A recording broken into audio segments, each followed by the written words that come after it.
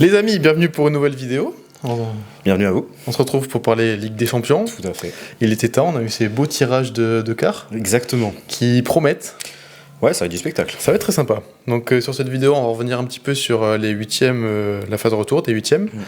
Et on va faire la petite preview des quarts qui sont très très excitants.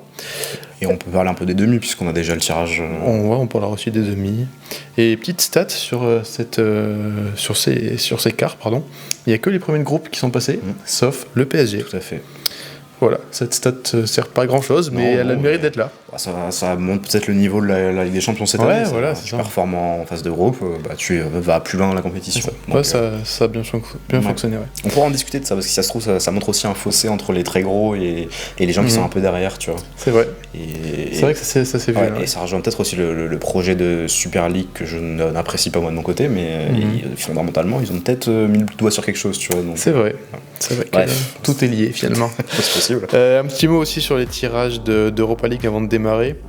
Des beaux matchs, je trouve. West Ham Leverkusen, j'ai tout sous les yeux là. West Ham Leverkusen et Roma Milan en face.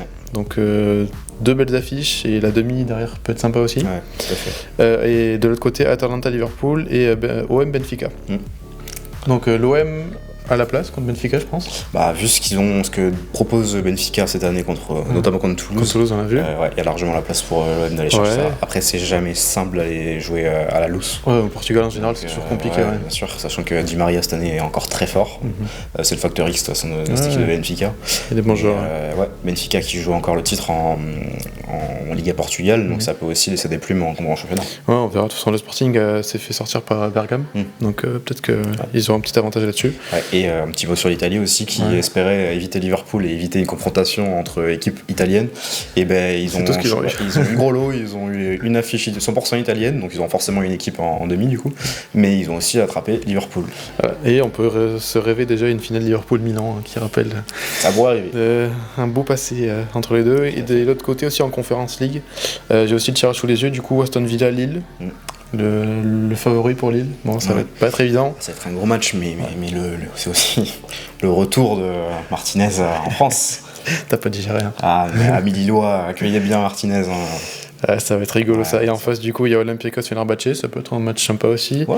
Et de l'autre côté, le Victoria Plzen, si je dis bien, contre la Fiorentina, qui était un gros morceau aussi, la Fio.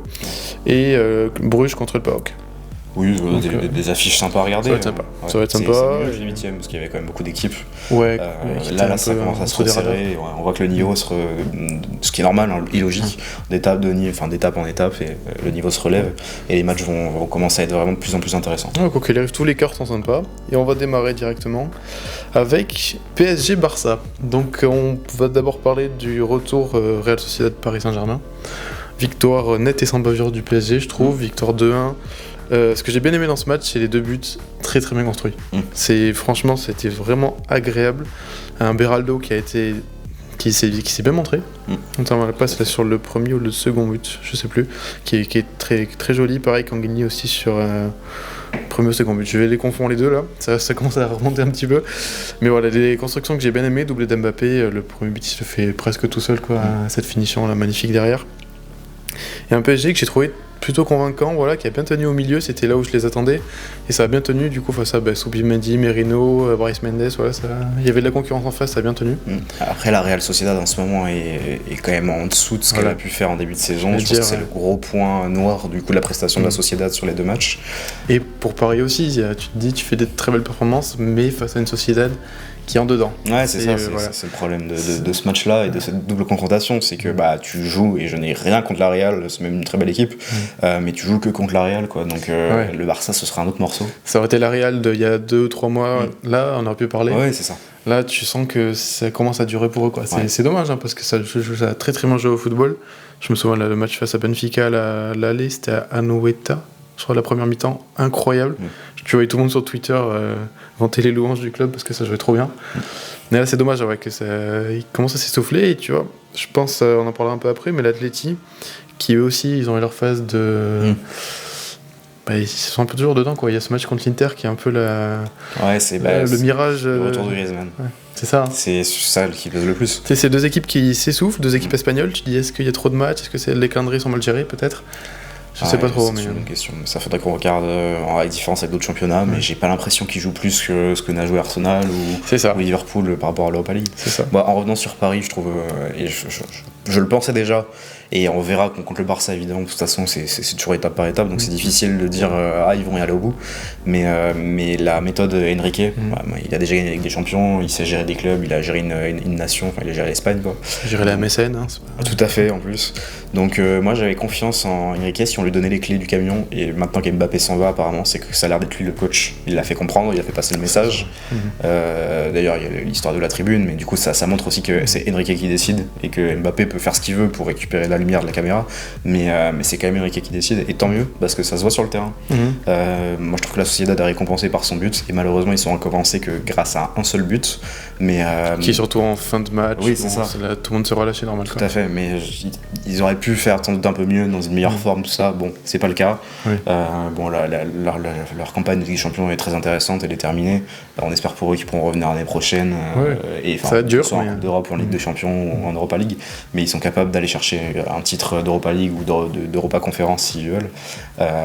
Mais côté PSG, je suis assez content. Dembélé a été très bon sur les 2 matchs, pas forcément à la finition. Bon, on sait très bien que c'est pas non plus un très grand genre de finition, non. Mais par contre dans les différences, dans les décalages, etc., il a été très bon. Et Barcola pareil qui crève le plafond depuis qu'il est à Paris quoi. Donc je trouve que c'était déjà on va voir jusqu'où. Non mais ça a bien taffé. Et Mbappé, tu auras toujours besoin de lui avec des champions, c'est ce genre de joueur de toute façon, donc même si en Ligue 1 on a eu c'était un peu compliqué sur certains matchs, il a été sorti, mais là en Ligue des Champions t'as pas le choix que de le faire jouer. Du coup moi j'ai un petit avis tranché sur ce PSG, donc à voir comment ça se poursuivra, mais je me dis qu'il n'y a pas eu Marquinhos sur ce match retour, et je commence à penser que ce serait pas l'été où Marquinhos pourrait partir. Voilà, ça fait quand même quelques saisons où on entend cette possible vente, voir est-ce qu'il va partir, pas partir, maintenant que voilà, t'as les Messi, Verratti, Neymar, toute cette génération-là qui ont mis cap ailleurs. Mbappé va partir, on le sait. Enfin, pour l'instant, on ne sait jamais avec lui, hein. Mais pour l'instant, voilà. Mbappé va partir du PSG au 30 juin. Est-ce que voilà, ce serait pas l'occasion de tourner cette page pour Paris, de dire au revoir à son capitaine et de passer à autre chose? Voilà, maintenant que tu as des Beraldo, tu as Lucas Hernandez, tu as Skriniar, tu as Danilo, tu as Kimpembe qui revient, tu as quand même du monde en défense centrale. Est-ce que c'est pas l'été où tu peux te séparer de Marquinhos avant de, je sais pas, trop atténuer son image parisienne? Voilà, moi je lance ça là, peut-être que d'ici quelques mois je reviendrai dessus, mais pour l'instant je sais ce que je pense. Je veux pas m'enflammer sur Beraldo, alors qui a fait des très bons matchs, qui sont très bons, il n'y a pas de problème. De là à prendre dès maintenant la place de Marquinhos, c'est peut-être possible dans 6 mois, hein, ça il n'y a pas de problème. Mais parler d'une vente de Marquinhos, on peut en parler maintenant, évidemment, nous qui ne sommes pas au PSG, donc on peut en parler, mais c'est un peu précoce, et je pense que à voir aussi ce que vaut Marquinhos sur le marché, comment tu le vends. Ça reste ton capitaine, dégager ton capitaine du jour au lendemain comme ça, sachant qu'en plus Mbappé va partir, pourquoi pas, c'est pas une mauvaise idée hein, finalement. Ça se réfléchit. Ouais, c'est bien sûr que ça se réfléchit. Ça dépend de ce que veut faire Enrique aussi. S'il compte sur lui, de toute façon il le fera jouer. Mais ça peut ouvrir des nouveaux systèmes pour Enrique, une défense à 3, des choses comme ça. Voilà, tu te dis, mettons, t'as un Tourelle qui reprend un projet demain, qui a beaucoup mis Marquinhos quand il était à Paris. Est-ce que si tu as une porte de sortie à ce moment-là, ça se réfléchit pas? Pourquoi pas, par exemple? Oui, bien sûr. Parce que sachant que ce que j'aime bien, du coup, tu en as parlé, que Enrique a vraiment la main sur ce PSG, voilà, t'as plus ce poids qui est porté sur un joueur. Donc c'est ce qui est intéressant du coup dans ce nouveau PSG. En plus t'as de la chance d'avoir Hernandez qui est quand même un très bon joueur en défense à 3, qui est capable de décaler sur le côté gauche. Tu peux le mettre un peu partout. C'est ça, qui est très vraiment, il est très offensif. En même temps il est aussi solide dans une défense centrale à 3. Après à savoir qui est ton patron de défense, il en faut un dans une défense à 3, c'est toujours été comme ça. Parce que Skriniar est capable d'être patron dans une défense parisienne. Kimpembe, il faut voir comment il revient. Kimpembe, moi j'y crois peu, les blessures. Faut voir comment il revient quoi. Voilà. Ça fait vraiment qu'on l'a pas vu. Mais... Après c'est vrai que si Beraldo éclate, tant mieux pour eux. D'ailleurs tu peux aller chercher un gros nom. Ils ont les moyens de toute façon, mais pourquoi pas vendre Marquinhos. Voilà. C'était ma petite idée, donc on va parler un petit peu du Barça. Barça-Napoli, un match retour satisfaisant, si on peut dire ça. Un Barça qui en met 3 à Naples, donc rapidement 2-0 avec une super entame des Catalans, j'ai trouvé. 20, même 25 très très bonnes minutes, avec 2 buts assez tôt, voilà, ça m'a un peu surpris du Barça. Derrière, Naples revient bien, n'a jamais trop plié, mais a eu de gros problèmes à la finition. Osimhen, je trouve qu'il passe un peu au travers de son match. Un Kvara que j'ai trouvé intéressant, et derrière, du coup, ils en mettent un, et le Barça en met un en la 80e, histoire de sceller la qualif, et voilà, on n'en parle plus. Un but qui est magnifique d'ailleurs dans la construction. Sergio Roberto qui fait du Iniesta, incroyable. Ça se sent de toute façon qu'il a joué avec des grands joueurs dans sa carrière, tu vois. Là où vous avez un peu plus de mal et vous comptez sur vos jeunes en ce moment, ce qui est aussi très bien, tu vois. Mais ça se voit que lui, Roberto, a joué avec des grands joueurs derrière. Qui à l'époque, du coup, il n'avait pas le niveau pour être titulaire. Il a peut-être toujours pas d'ailleurs en ce moment, mais parfois il sort des choses que tu ne vois pas au Barça depuis quelques années. Dans son rôle de super sub, il peut être très très intéressant. Pas toujours. Le but, c'est qui provoque, etc. Sur le décalage, c'est Lewandowski qui marque derrière. Il fait tout. Ah ouais, c'est incroyable. J'ai revu des actions du Barça il y a 10 ans, quoi. Donc, mais incroyable. Ouais, du coup, le Napoli, ça va être un peu compliqué cette saison pour eux. Je crois qu'ils sont 8 ou 9e en Serie A. Ça va être galère là, bon, ça risque de pas faire trop de bien. Je pense que c'est un peu la saison au travers pour eux après le titre dernier. Tu vois, moi j'avais un peu d'espoir sur eux malgré les réactions de Napoli sur Twitter du compte FR qui me régale d'ailleurs. Qui arrêtait pas de nous dire qu'ils avaient un niveau catastrophique et qu'ils allaient se faire bouffer et qu'ils n'étaient pas capables de sortir le Barça. Force est de constater qu'il avait raison. Parce que moi je trouve pas que le Barça était bon à l'aller, de toute façon le match était catastrophique des deux côtés. Et le retour, ils sont meilleurs que le Napoli, ok, mais je trouve pas que leur match soit non plus exceptionnel. Mais t'as quand même quelques failles, quoi. Après, c'est aussi le problème, tu vas jouer beaucoup de jeunes. Tout à fait. T'as Léco Barcy qui fait du premier match de sa vie en Ligue des Champions à 16 ans. Après 12 matchs de championnat seulement en plus. Même pas, non, 9. 9 matchs de championnat, voilà. C'est incroyable, et Lamine Yamal ou tout ça, t'as que des jeunes. Et ça marche, quoi, pour l'instant. Mais c'est vrai que t'as senti à quelques moments que c'était un peu fébrile, quoi, côté Barça. Une équipe de Napoli qui joue mal au football et qui arrive pas à finir ses actions, arrive à avoir des situations dangereuses où il y aurait pu avoir penalty. Bon, je sais pas, ça, sur Osimhen, c'est compliqué à dire. C'est pareil à l'aller, tu te dis le but de Osimhen. Tout à fait. Mais bon, ils ont eu 2 occasions quand même. Après, Jules Koundé a très bien défendu sur l'ailier géorgien, là, en face de ouais, c'est ça. Et donc, il y avait quand même des raisons d'expliquer. Enfin, il y a des façons d'expliquer la domination du Barça sans problème, mais je trouve qu'ils ont été un peu fébriles dans certains aspects. Ils n'ont pas été dominants de la tête et des épaules, alors qu'ils devraient l'être, notamment contre ce Napoli qui était pas très fort. Mais écoute, on va voir contre Paris. Moi j'ai du mal à croire que le Barça puisse passer contre Paris, mais c'est la Ligue des Champions. Moi j'ai du mal à voir Paris ultra dominer ce match aussi, donc ça reste un peu ouvert, je trouve. Ça va être ouvert, mais quand je vois les buts qu'arrive à mettre Mbappé tout seul, j'abuse un peu, mais les différences qu'il fait dans la surface, une fois qu'il a le balle au pied dans la surface, qu'il est en face d'un défenseur, j'aime beaucoup Koumarcy, mais là ça va être le crash test. On va voir, contre Koundé qui ont l'air de revenir bien en forme, là, on va voir ce que ça donne. En plus, Koundé c'est un point fort, c'est pas la vitesse sur les gens qui mangent la profondeur. Il va manger Barcola, Dembélé, Mbappé. Ça va être dur pour la défense du Barça. Après, vous êtes aussi capable de planter. On l'a vu contre l'Atlético, vous gagnez 3-0. Net sans bug, vous avez été impériaux dans le milieu de terrain et même à la finition. Je veux dire, ce match était nickel. On fait appel à Joao Félix, il est là, il est présent, il arrive à être décisif, tu vois. Donc tant mieux, parce qu'il a une période de creux. Mais c'est clair. Vous savez, pour moi, l'Atlético, c'est un match référence que vous avez fait. Franchement, c'est le match référence de la saison, je pense. Donc, il y a des occasions il y a des occasions de croire côté Barça, mais pour moi, Paris est capable. Je pense sur un 60-40 pour l'instant pour Paris. Quoi qu'il arrive, ça restera l'affiche préférée d'Internet. Je pense qu'on va là-dessus. On va se régaler. C'est le classico de Twitter, ça maintenant. Vraiment, je pense que ça va être que du régal. Deuxième quart de finale, Atlético Dortmund. Du coup, on pourrait de l'Atlético qui nous a sorti un match incroyable contre l'Inter. Un scénario fabuleux, voilà, l'Inter qui avait gagné 1-0 à l'aller, qui met le premier but, une très très très bonne contre d'ailleurs. Et derrière, l'Atlético qui répond immédiatement avec Griezmann. Un peu étonnant d'ailleurs que l'Atlético arrive direct à mettre l'un partout. Il fallait marquer vite. Vraiment. Là, pour le coup, marquer vite, ils t'ont écouté. Et derrière, Memphis qui fait une super rentrée, qui met le 2-1. Et qui aurait même pu mettre le 3-1 après en prolongue, je crois. Non, même avant les 90. Même avant, il y a un poteau, je sais plus si c'est un partout ou à 2-1, mais je crois que c'est un partout. Il y a un poteau où il met pas le deuxième comme ça, mais ils ont les occasions avant les 90 minutes. De toute façon, les 10 dernières minutes sont ultra dominées par l'Atlético. Et l'Inter a de la chance de pas se faire sortir en 90 minutes ou 95 avec le temps additionnel. Mais la victoire au tir au but derrière, Oblak qui a été fabuleux.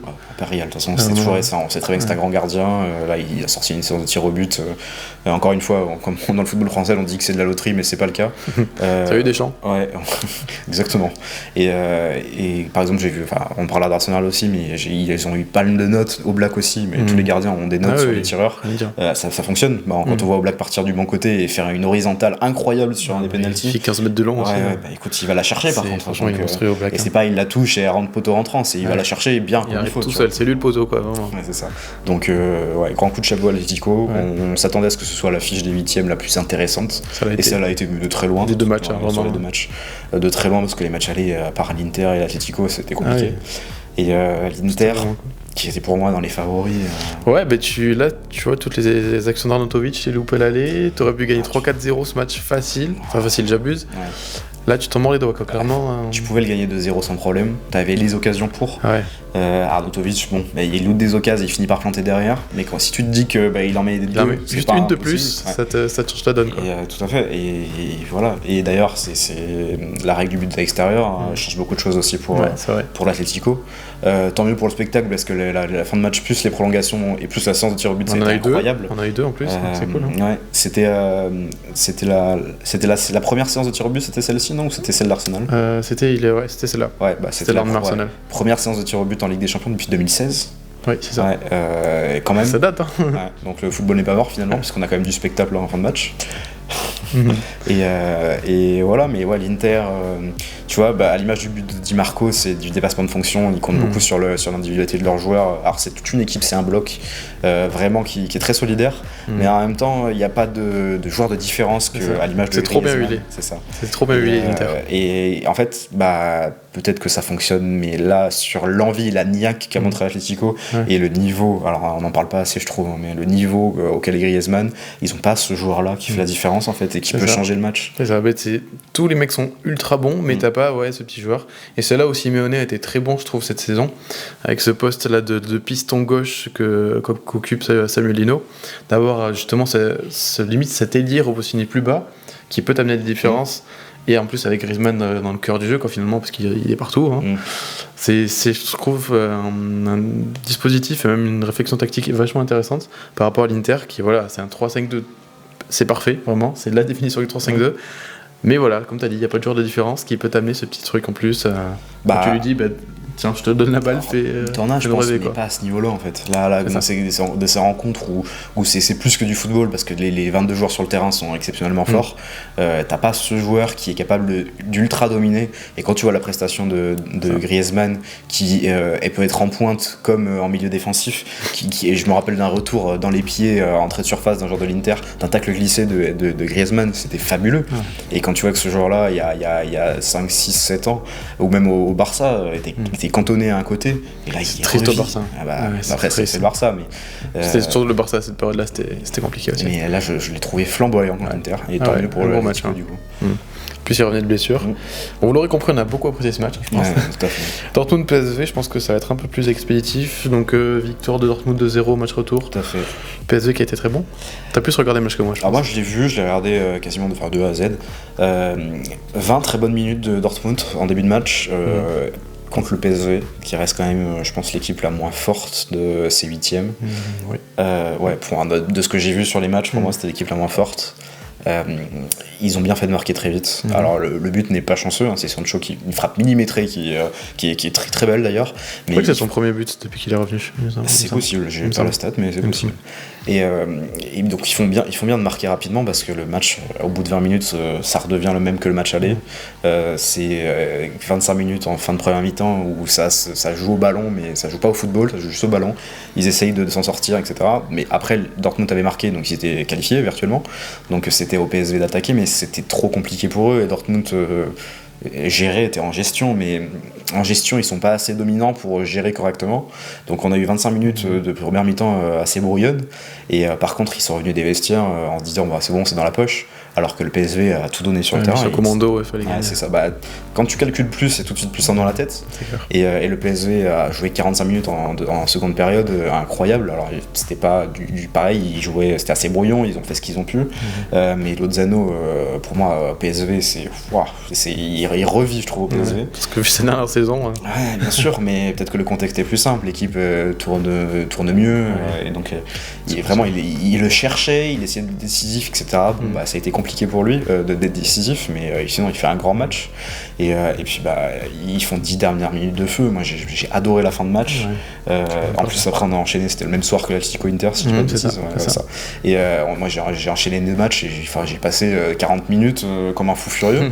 Et je me rappellerai toujours de cette action de Luc de Jong, et c'est là aussi que tu vois qu'ils sont moins bons que les autres des 8e, c'est que Luc de Jong rate une action que les 7 autres équipes vont marquer en temps additionnel, etc. Plat du pied, il est devant le gardien, il la met au-dessus, t'as pas le droit de faire ça. Et derrière tu te fais punir par Marco Reus. C'est ça. Et tous les autres 9 dans chaque équipe auraient planté ce but là. Et sur le dégagement du gardien c'est dur parce qu'il fait une bonne saison en plus. Oui, bien sûr, mais c'est des faits de jeu, ça arrive. Il y a eu des ratés. Harry Kane a raté plein de pénaux importants dans sa carrière. Bon, plein, je sais pas, mais certains. Mais là, tu vois, sur le dégagement d'après, ils sont assassinés par Marco Reus. Mais c'était l'action qui pouvait amener le PSV en prolongation. Une petite folie en plus, ouais. Et ça a pas pris. Derrière, il s'écroule, Marco Reus marque 2-0, c'est terminé. Dortmund a été meilleur. De toute façon, ça va pas se mentir, le score le reflète. Par contre, j'ai très peur pour eux contre l'Atlético. C'est un peu à l'image de leur saison, ce match finalement. Tu sais jamais trop quoi en penser. Et contre l'Atlético, en préparant la vidéo, j'étais à deux doigts de mettre que c'était l'affiche la plus déséquilibrée d'écart, pardon.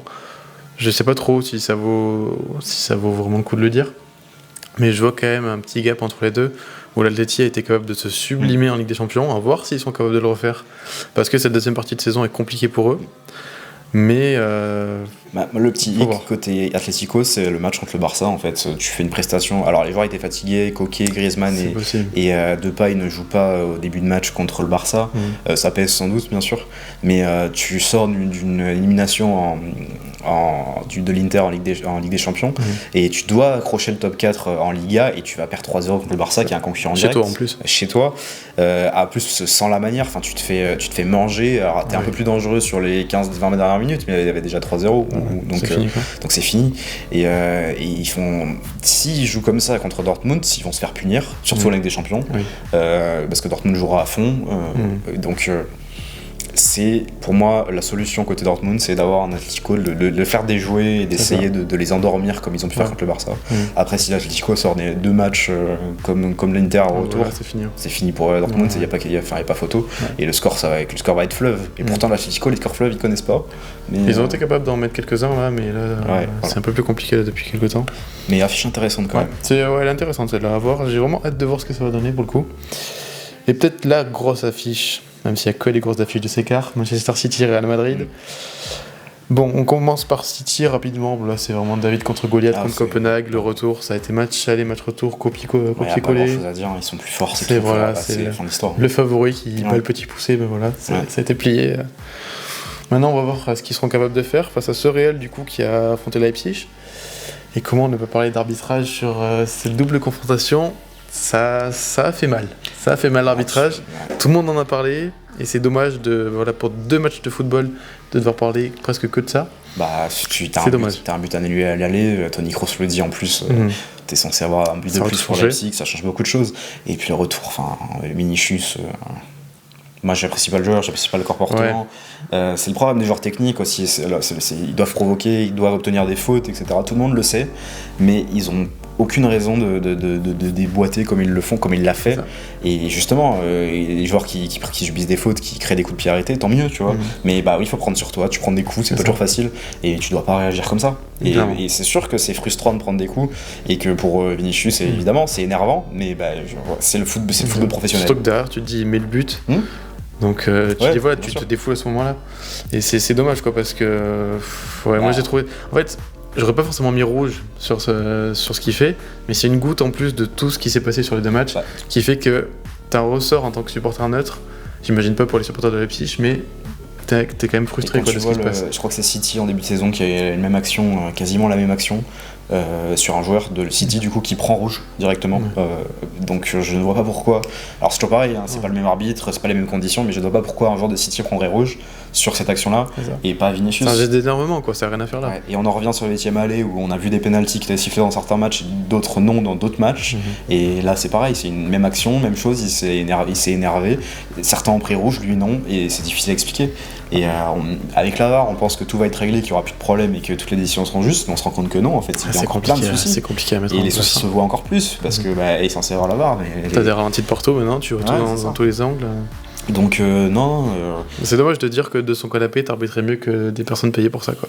Bah, je sais pas arbitrer mieux, je suis pas arbitre, j'en sais rien, je connais pas toutes les règles de football non plus, les spécificités. Tu peux avoir un meilleur jugement que. Mais oui, mais tout pareil, ils ont pas les replays, ils ont pas les commentaires, ils ont pas Twitter en direct. Mais tu vois, moi je me mets côté Leipzig, tu te dis que si tu fais le bilan de ta saison, t'as été éliminé en 8ème, alors qu'au final, t'aurais pu être éliminé en quart. Et dommage, en termes d'argent, tu touches moins d'argent déjà, donc c'est quand même important dans le football actuellement. Même s'ils s'en sortent très bien avec les transferts. Bien sûr, mais ça, c'est autre chose. Ça compte, mais quand t'encaisses plus, t'as un meilleur business, c'est normal.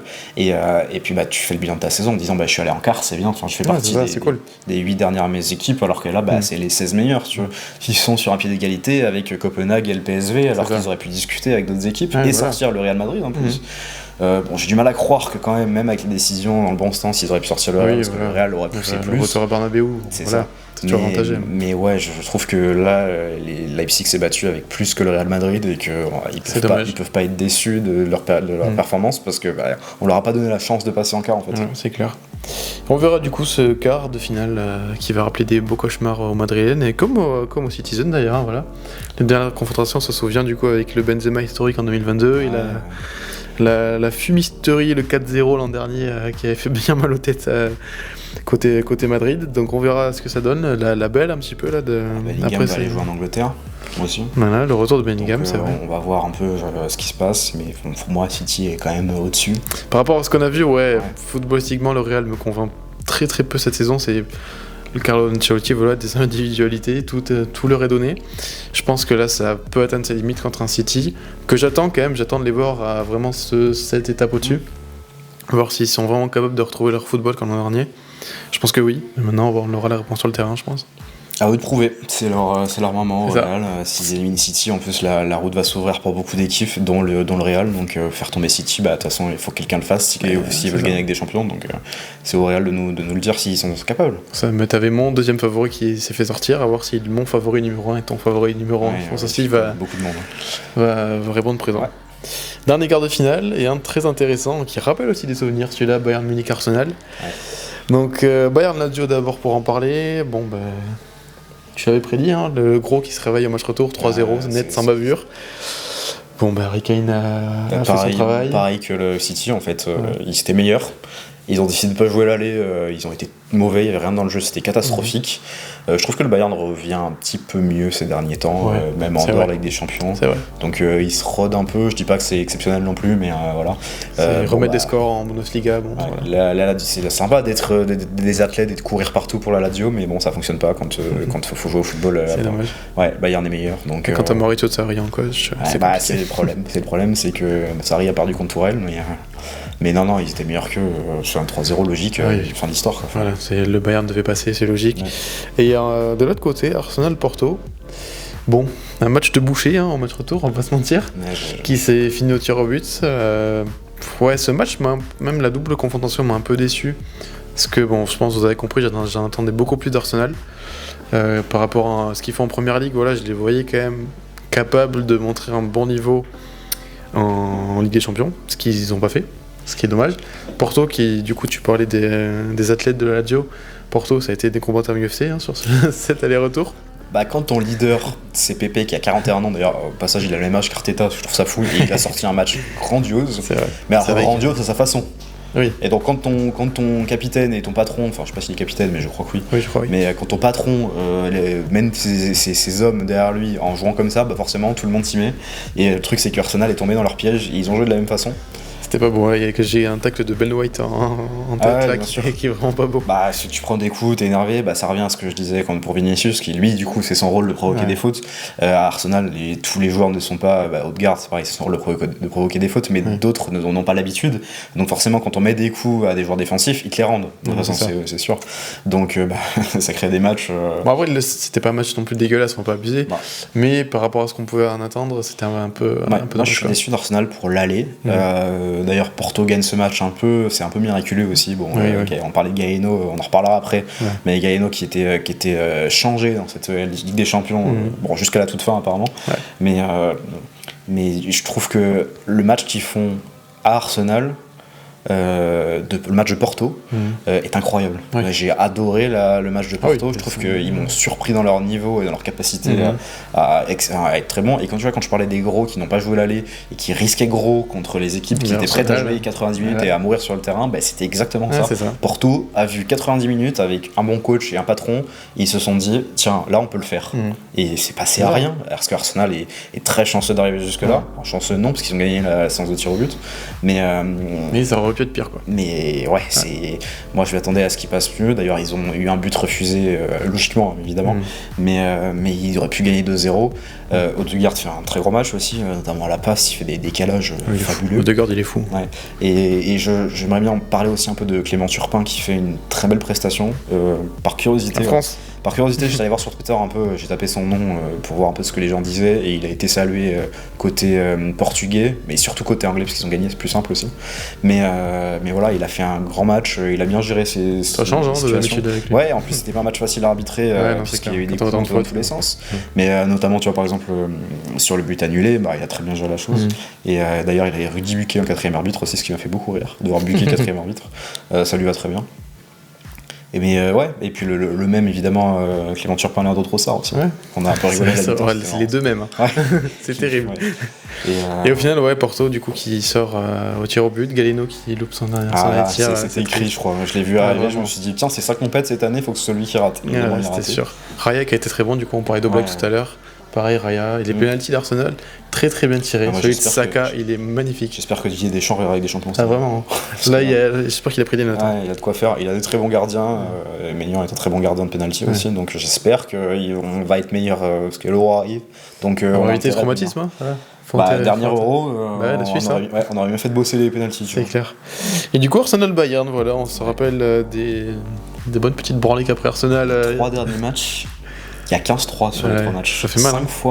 3 fois 5-1 pour le Bayern. Ça fait très très mal. On parle d'une époque révolue maintenant. Ah oui, c'est pas le même Arsenal. Ah, c'est pas le même Bayern, c'est pas le même Arsenal. Mais t'aimais pas à l'époque Flamini, Arshavin et tout ça? J'ai adoré, mais c'est juste que. Après, je parlais surtout. C'était une bonne équipe. C'était peut-être moins dominant que maintenant, mais c'était une très bonne équipe. Mais je parle surtout de Bayern qui est beaucoup moins dominant. Oui, c'est clair. Mais j'attends beaucoup cette affiche, d'ailleurs ça me rappelle des belles heures du football d'il y a 15 ans, donc moi j'apprécie. C'est vrai que c'est la plus intrigante, et je pense que c'est la plus dure à pronostiquer aussi. Parce qu'Arsenal, ça reste un peu une énigme, je trouve, dans cette Ligue des Champions. J'arrive toujours pas à voir jusqu'à quel niveau ils pourront aller. Pareil pour le Bayern finalement, parce que là ils reviennent. Et si c'est le Bayern de ma Ligue des Champions qu'on connaît, c'est un rouleau compresseur, et je les vois passer. Mais d'un côté, si, vu ce qu'on a vu du Bayern ces derniers temps, si ça se poursuit, là je vois j'ai plus un penchant Arsenal. Donc à voir. Moi j'ai mis une petite pièce sur le Bayern. Je me prononce pas plus que ça parce que c'est compliqué à soi. C'est compliqué. J'ai mis une petite pièce sur le Bayern parce que je les vois bien revenir. Et d'ailleurs aussi Eric Dyer, Harry Kane qui reviennent en Angleterre.